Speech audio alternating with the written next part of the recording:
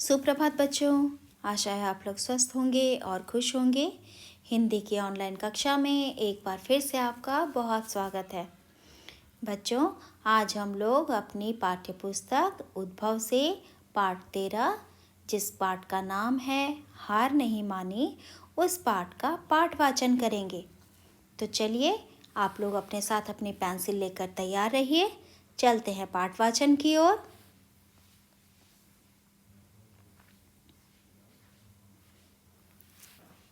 बच्चों, ये आपका पाठ है। पाठ में आप लोगों को पाठ वाचन कराया जाएगा और साथ ही साथ कठिन शब्दों को रेखांकित भी कराया जाएगा। सबसे पहले हम लोग देखते हैं, यहाँ पर उच्चारण अभ्यास दिया हुआ है जिसमें कुछ शब्द दिए हैं। चलिए, सबसे पहले उसे हम लोग सस्वर उच्चारण करते हैं। शब्द है पराक्रमी, शत्रु, सैनिक, राजपाट, प्रयास, इच्छा शक्ति, दृढ़ संकल्प और अदम्य।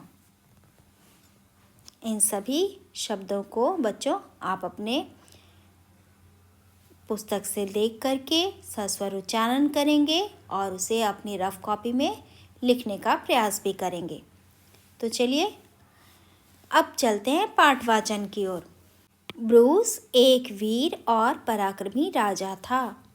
उसने अपने शत्रुओं को कई बार पराजित किया था, लेकिन पिछले कई युद्धों में उसकी लगातार हार हो रही थी। इस कारण उसके सैनिक उसका साथ छोड़कर चले गए थे। पराजय के कारण उसे अपना राज्य भी छोड़ना पड़ा। तो चलिए बच्चों, इस पैराग्राफ में, इस गद्यांश में हम लोग कठिन शब्दों को भी रेखांकित करते चलते हैं। शब्द है पराक्रमी, पराजित, युद्ध। अब आगे बढ़ते हैं। ब्रूस की समझ में नहीं आ रहा था कि वह किस प्रकार अपना घर, राजपरिवार, राजपाट और महल दोबारा हासिल करे। एक बार शत्रुओं से छिपते छिपते राजा ब्रूस एक घने जंगल की छोटी सी गुफा में छिप गया। जब वह गुफा में बैठा था, तब उसका ध्यान दीवार पर चढ़ती एक मकड़ी पर गया। उसने देखा कि मकड़ी कुछ ऊंचाई तक चढ़ी और अचानक फिसलकर गिर गई। उसने दीवार पर दोबारा चढ़ना शुरू किया और वो पहले से अधिक ऊंचाई तक चढ़कर फिर गिर गई। इसी तरह उसने कई बार प्रयास किया और हर बार वह ऊपर तक चढ़कर गिर जाती। उसने प्रयास करना जारी रखा। अंततः वह अपनी उस मंजिल तक पहुंच गई जहां वह पहुंचना चाहती थी। इसमें बच्चों राज परिवार शब्द को आप लोग रेखांकित कर लीजिएगा। ऊंचाई शब्द को रेखांकित कर लीजिएगा। चलिए आगे बढ़ते हैं। मकड़ी को देखकर राजा ने सोचा, इतने प्रयास करने के बाद भी जब मकड़ी ने हार नहीं मानी, तो भला मैं कैसे हार मान सकता हूँ। ब्रूस ने इस बार दृढ़ संकल्प के साथ फिर से सेना इकट्ठी करनी शुरू की।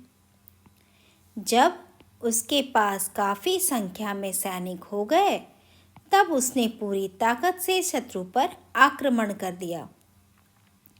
दोनों ही ओर के अनेक सैनिक मारे गए, लेकिन राजा ब्रूस की इच्छा शक्ति के आगे शत्रु न टिक सका और उसने घुटने टेक दिए। इस तरह ब्रूस ने खोए हुए राजपाट को पुनः पा लिया। इस गद्यांश में बच्चों हम लोग कठिन शब्दों को रेखांकित कर लेते हैं। प्रयास, संकल्प, इकट्ठी, आक्रमण, इच्छा शक्ति। ठीक है, तो इन सभी शब्दों को आप लोग रेखांकित कर लीजिएगा। अब आगे बढ़ते हैं बच्चों।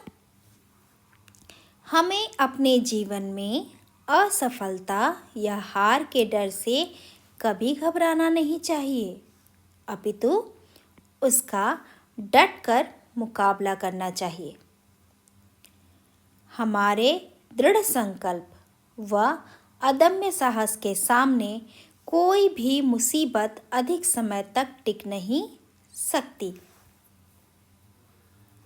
तो बच्चों, इस गद्यांश में कठिन शब्द हैं मुकाबला, मुसीबत। बच्चों, इस पाठ वाचन के साथ साथ आपने कठिन शब्दों को भी रेखांकित किया है। इन सभी कठिन शब्दों को आपको अपनी कोर्स कॉपी में 3-3 बार सस्वर उच्चारण करते हुए लिखना है। जिस प्रकार मैंने पाठ वाचन किया है उसी प्रकार इस पाठ को आप भी बोलकर घर में उच्चारण करेंगे। आप लोग अपने सभी लिखित कार्यों को पूर्ण कीजिए। कठिन शब्दों को 3-3 बार सुंदर अक्षरों में लिखिए। मिलते हैं हम लोग नेक्स्ट वीडियो में। नेक्स्ट वीडियो में हम लोग इसी पाठ पर आधारित लिंग बदलो, वचन बदलो, विलोम शब्द, पर्यायवाची शब्द और वाक्य निर्माण करना सीखेंगे। तब तक आप लोग स्वस्थ रहिए और खुश रहिए।